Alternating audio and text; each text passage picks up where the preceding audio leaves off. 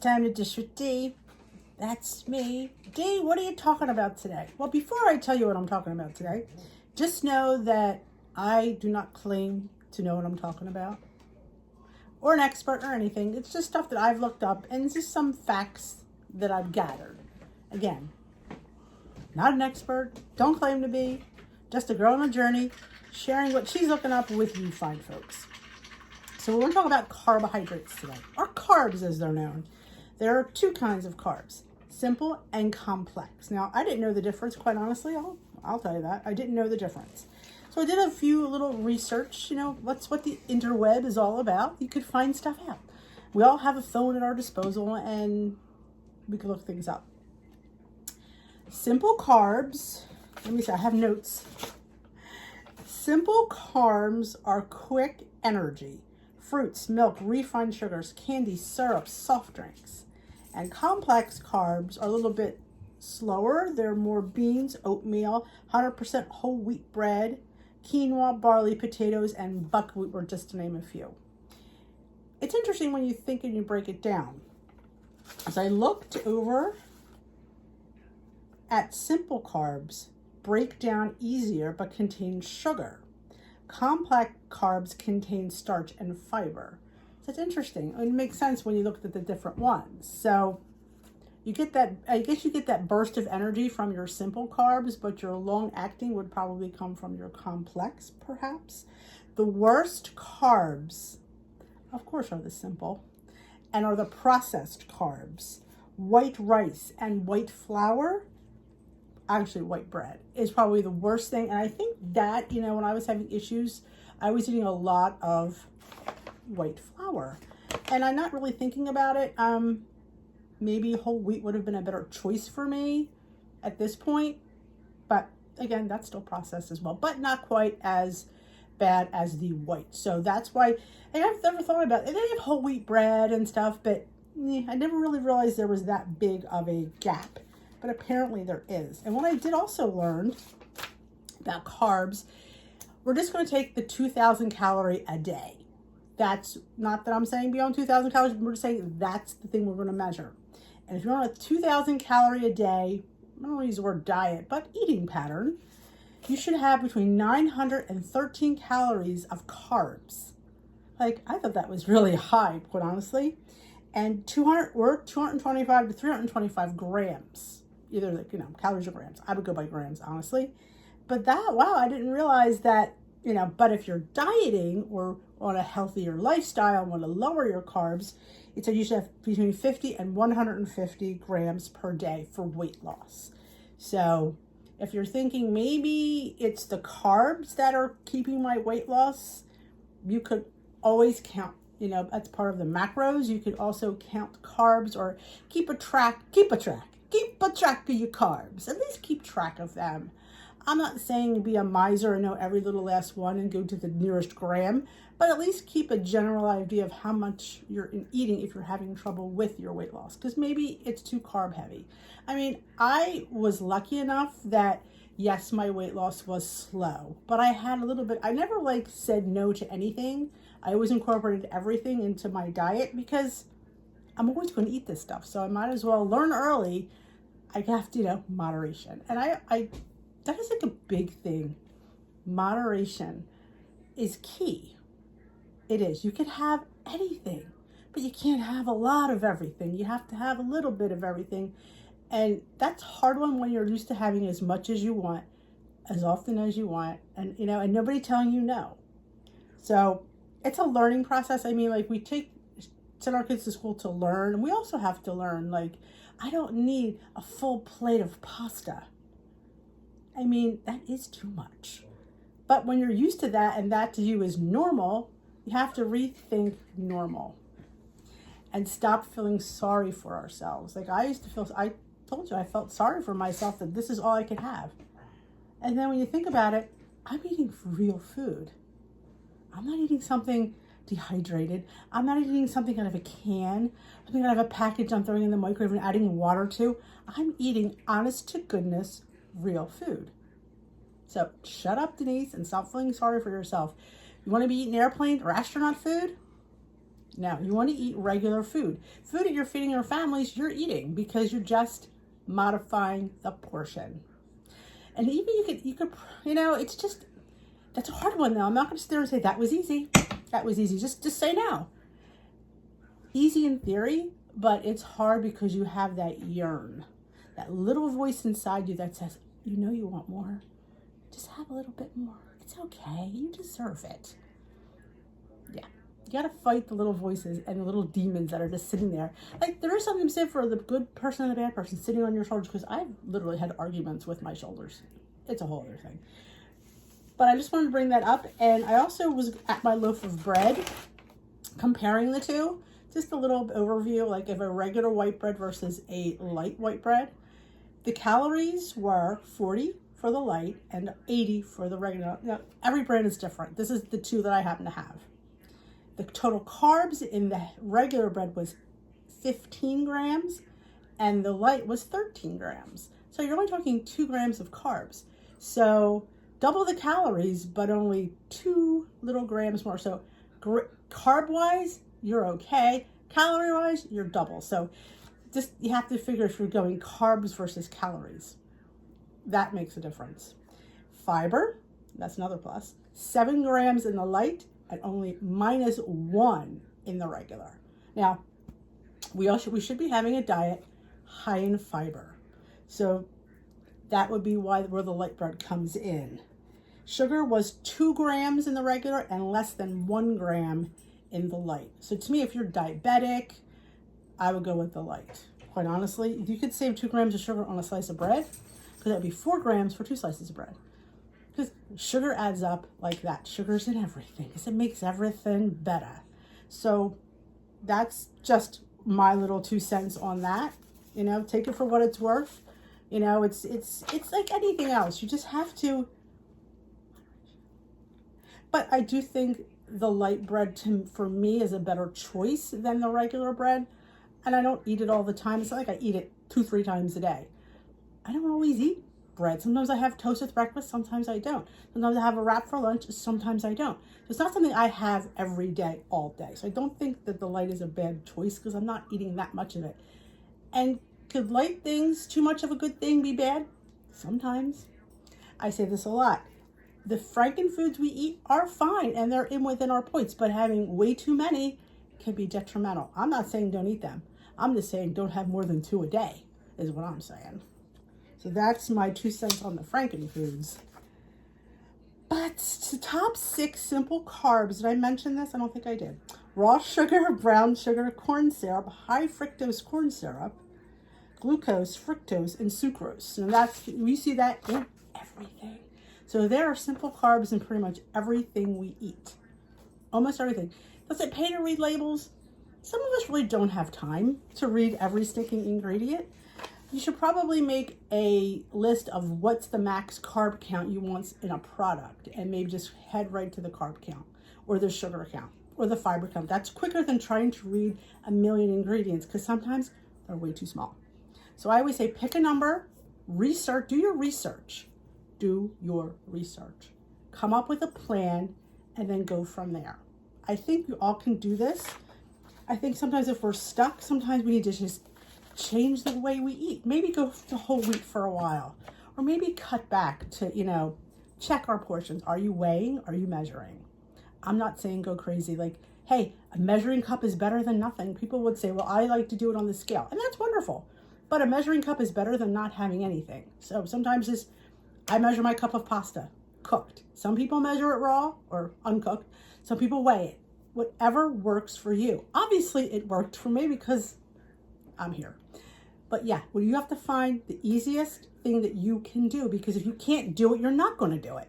If it's too much work, you're going to shut down. We're like kids. If things are too much, we're not going to do them. We're just not because I don't know about you, but I'm not looking for any more work. I'm looking to simplify and modify myself. And what could I do to get this, something quick and easy to figure things out? So if you find a key word, a key number, a key amount, and you just go with that when you're looking because you can make quick, easy choices. So that is my spiel for today. We're also going to do something fun because I wanted to try this and I thought this would be a great time to try it. I want to make, did I have it here? It's over here. We're going to make pudding with cashew milk. I'm not sure if it's going to work, but we talk about it on the live all the time about adding half the amount. So let's see if it sets up. So I thought, why not try it in this video with you guys? Because one never knows if it's going to set up. I've never tried it, so what's the worst that could happen? I waste a little bit of cashew milk. So let me go grab my bowl, find my pudding and my milk, and we'll be right back. Okay, here we have our bowl. Now, the directions say 2 cups of cold milk. So we're going to do 1 cup.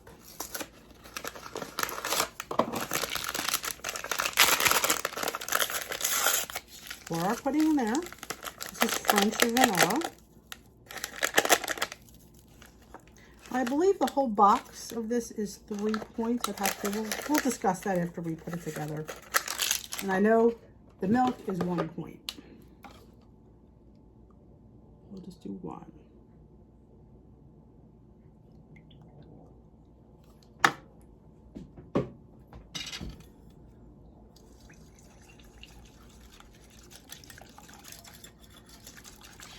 We'll see if it sets up.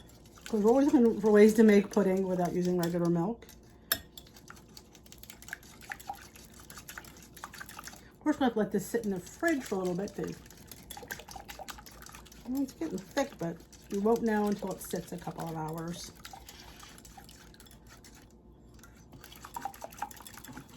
Give it a nice whisk so everything is combined. I mean, it's thickening, but will it thicken to regular pudding? Well, it's getting there, and it's pretty thick. So I think it might be what we need. This is a little bonus addition to the video. Look at that. So yeah, I think it's actually going to work because it's going to only thicken the more it sits. Look at that.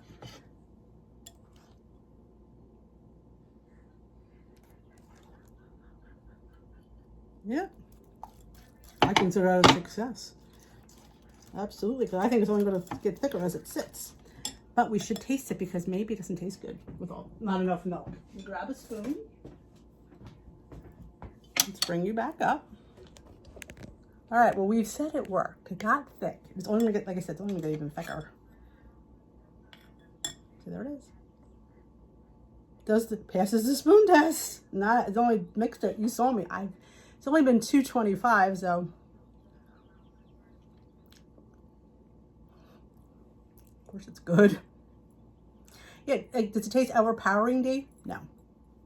It tastes good. And with a little bit of whipped topping, maybe some cookies, maybe some Eaton's Mess. What do you think? I have those meringues, which are, let me talk about those. Let me go grab them.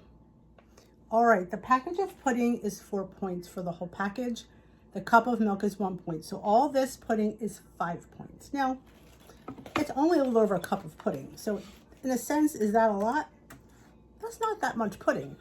For 5 points, that's a lot of points to pay for that much pudding. But you could have 1 point's worth of that pudding with some of these meringues. I don't know if I might have failed to mention this when I was talking about these, but 1 cookie, 1 Oreo is equal to the whole bag of these, sugar-wise. And you could have a donut is equal to 5 bags, sugar-wise. You could have this, you're ready for this, this whole bag of tidbits for 1 smart point. So you could sit there, take a quarter of this for 1 point, put a few meringues in for 0, a squirt of Ready Whip. You have yourself a 1 point dessert because you don't need to put a point's worth of meringues in there. So that's the little things that I do to make something delicious, fun, inviting, different, and yet unique and satisfying. Because if it's not satisfying, we're not going to eat it. I don't care how low in points it is, you're not going to eat it. It has to be good. It does. And because you may eat it the first time, and be like, oh yeah, that's really good, but you're not going to want it again.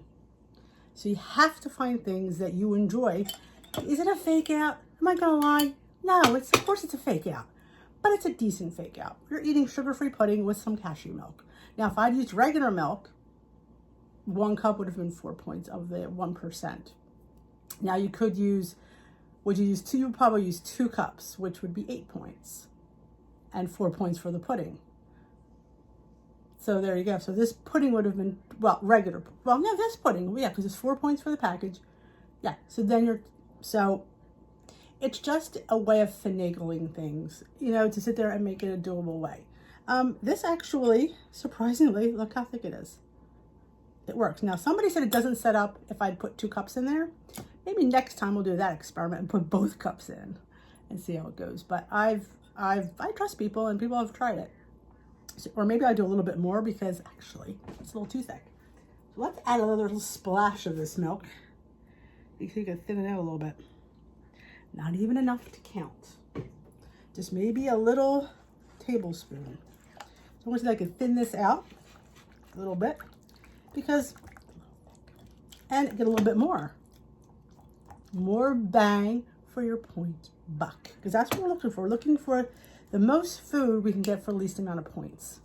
But you don't want to sacrifice taste, nor should you, because I say this all the time, if you don't like it, you're not going to eat it. I don't care how low in points it is, you're not going to eat it. So that's the way it's always been. So find what you like, find a way to tweak it and enhance it and enjoy it. Yeah, that little bit of milk didn't really, still thick, a little bit thinner, but you got a little bit more pudding now.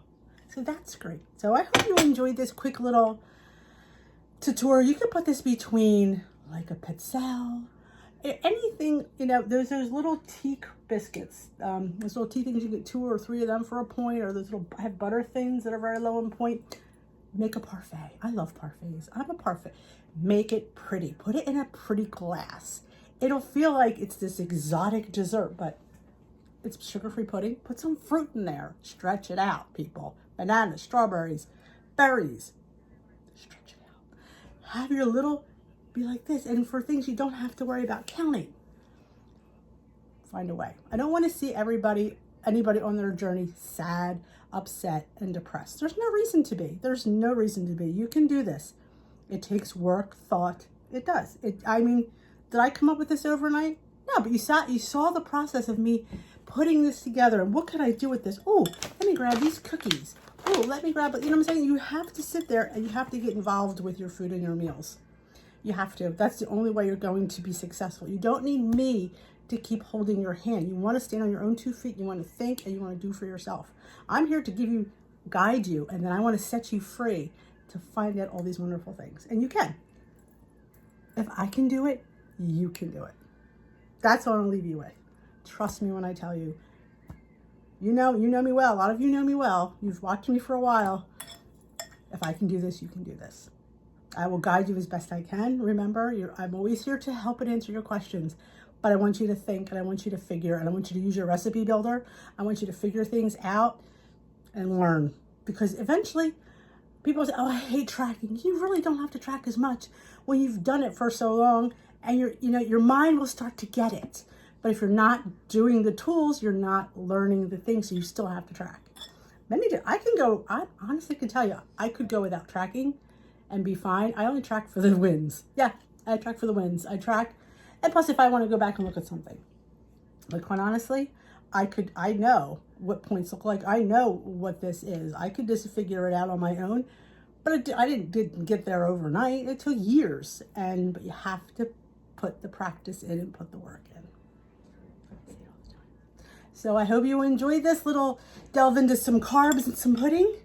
If you enjoy these types of videos, I think I'm about doing them like maybe weekly. I'm trying to change the lineup here on the Dish with D network. And if you enjoyed it, give it a thumbs up. Let me know. These are the kinds of videos that you like and want from me. I could definitely, do some research and share what I've learned and share things that, because it's a black hole here. There's a lot going on. So give this video a thumbs up, and if you haven't already subscribed to my channel, I would love to have you join the community. I have a Facebook group, Dish with D's Crew. You're all welcome to join. It is Dish with D 24/7. Questions get answered. It's a very supportive group. I go live here on the channel. We do Zoom lives, if you don't know that, once a week. So it's a lot going on here. You want to jump on the train ride. Doesn't cost you anything. Subscribing doesn't cost you. Joining my Facebook doesn't cost you. What you gain is knowledge, and knowledge is power. You want the power. Oh, let me not stop singing. So if you know anybody that needs my content, needs my inspiration, needs my kick you in the butt, let them know where I'm at. Share my channel, share my Facebook group, wherever you need to. You have my permission. I'm heading on out. This video went way too long. Have a great rest of your night, day, or week, and we will dish another day.